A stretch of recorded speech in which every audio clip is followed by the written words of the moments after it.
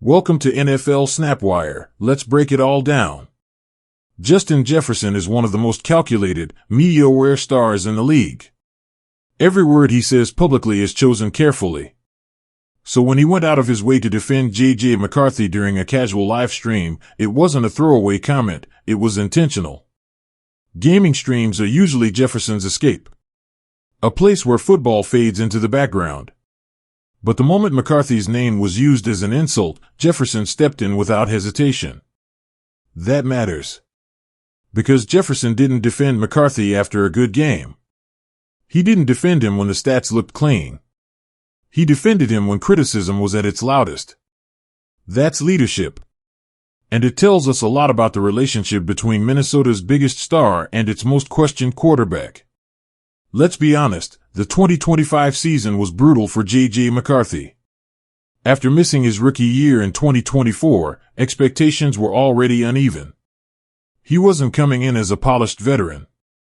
He was learning on the fly, adjusting to NFL speed, NFL defenses, and NFL pressure. Then came the injuries. McCarthy missed 7 games, never truly finding rhythm or continuity. When he was on the field, the numbers told an unforgiving story. 11 touchdowns. 12 interceptions. Lowest passer rating in the NFL. 57.6% completion percentage. 24.1% off-target throw rate, worst in the league. Those stats became ammunition for critics almost instantly. Every misfire was clipped. Every interception went viral. Every mistake became a referendum on whether McCarthy belonged. And when you're a young quarterback in a market starving for stability, that kind of scrutiny can crush confidence. The 9 controversy and the mean culture problem.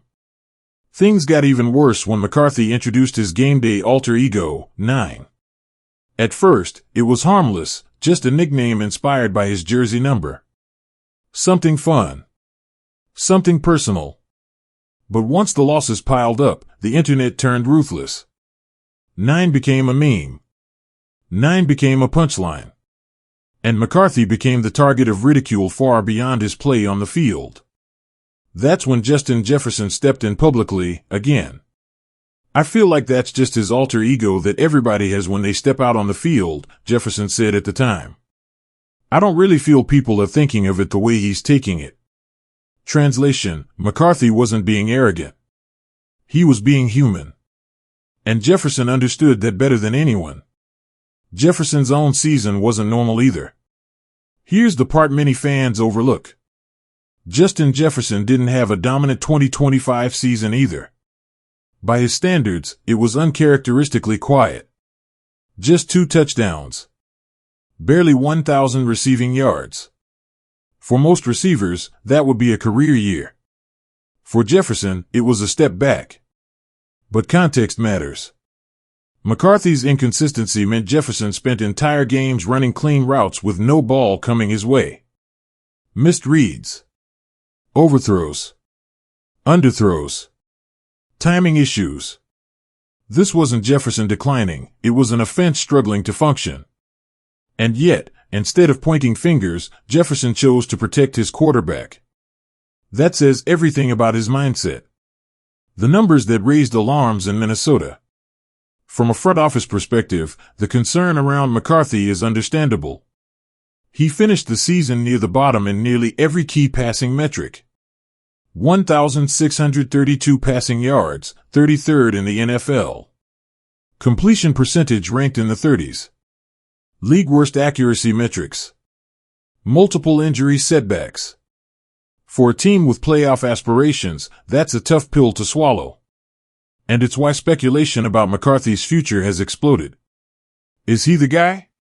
Can he stay healthy? Can he clean up the accuracy issues? Those questions are no longer hypothetical, they're urgent. Kwesi Adofo-Mensah's words changed the conversation. Vikings GM Kwesi Adofo-Mensah recently addressed McCarthy's future, and his wording raised eyebrows across the league. I want the Vikings to achieve our goals, Adofo-Mensah said. I think one of those goals is to make playoff runs. I think he has the character and ability to be the person and do that for our organization. Then came the key line. If I say that in 2026, that kind of binds us into a certain area. That wasn't a full endorsement. That was caution. It signaled belief, but not commitment. And in NFL terms, that usually means competition is coming. Flashes of brilliance that kept hope alive. Despite the chaos, McCarthy wasn't a complete loss. There were moments, real moments, where he looked like the quarterback the Vikings believed in. Week 14 versus Washington. 163 passing yards. 3 touchdowns. Calm. Efficient. Confident. Week 15 versus Dallas. 250 passing yards. 2 touchdowns. Only the second time all season he crossed 200 yards. Those performances didn't erase the season's struggles, but they complicated the evaluation. They showed upside. And that's what makes the decision so difficult. Why Justin Jefferson's support carries real weight. This is where Jefferson's defense becomes bigger than a viral clip. Jefferson doesn't gain anything by backing McCarthy publicly. If anything, tying yourself to an uncertain quarterback carries risk. But he did it anyway. Because elite receivers understand something fans often forget. Quarterback development isn't linear. They know confidence matters. They know trust matters. They know tearing down a young QB can do permanent damage. Jefferson's stance sends a message, not just to fans, but to the locker room and the front office. He's not giving up on J.J. McCarthy. Looking ahead to 2026, all signs point to increased competition at quarterback. Both Adolfo Mensa and head coach Kevin O'Connell have hinted they want more depth, more pressure, more options. That doesn't mean McCarthy is done. But it does mean the safety net is gone. If he stays healthy. If he improves accuracy. If he cuts down turnovers. He still has a path forward.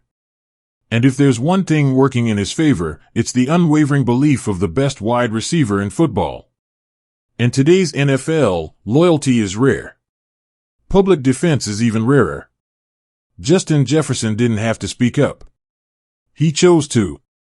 And in doing so, he reminded everyone that behind every stat line is a young quarterback still learning how to survive in the league. Whether J.J. McCarthy becomes the Vikings' long-term answer or not, one thing is clear, he hasn't lost the locker room, and he hasn't lost Justin Jefferson. And sometimes, that support is the difference between a career that fades and one that finds its footing. If you want more NFL stories that go beyond the headlines, hit that like button, subscribe, and stay locked to NFL SnapWire.